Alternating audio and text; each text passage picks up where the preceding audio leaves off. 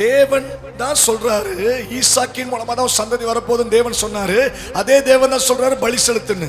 அப்பா கையிலே பிள்ளைய கொள்ள சொல்றீங்களா? அவ்வளவு கடினமுள்ள ஒரு ஆண்டவரா நீர் என்று கேட்கும் போது, எனக்கு ஆபிரகாம் முழுசா வேண்டும்ன்றதுக்காகத்தான், ஈசாக்கு ஆபிரகாம் இருதயத்தில் ஒட்டி கொண்டிருக்கிறானா என்று சோதிப்பதற்காகத்தான் நான் இதை அந்த நேரத்தில் செய்தேன்.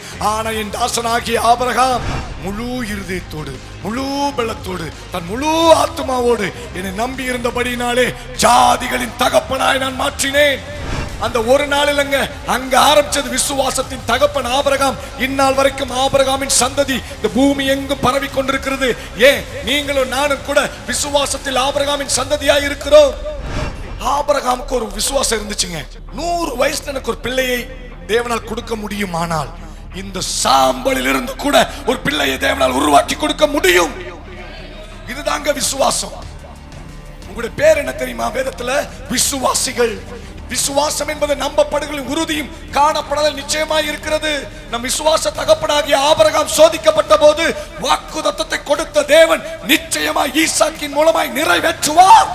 விட மாட்டார் அவரு. சூழ்நிலை வேற மாதிரி தெரியலாம், ஒரு ரிப்ளை வராத மாதிரி தெரியலாம், எல்லாமே டிஃபரெண்டா போயிருக்கலாம். ஆனாலும் தேவன் ஒரு நாளும் மனம் மாறுகிற தேவன் அல்ல. விசுவாசிகளே, இந்த வாக்குத்தத்தம் இயங்குவதற்கு உங்கள் விசுவாசம் ரொம்ப ரொம்ப இம்பார்ட்டன்ட்.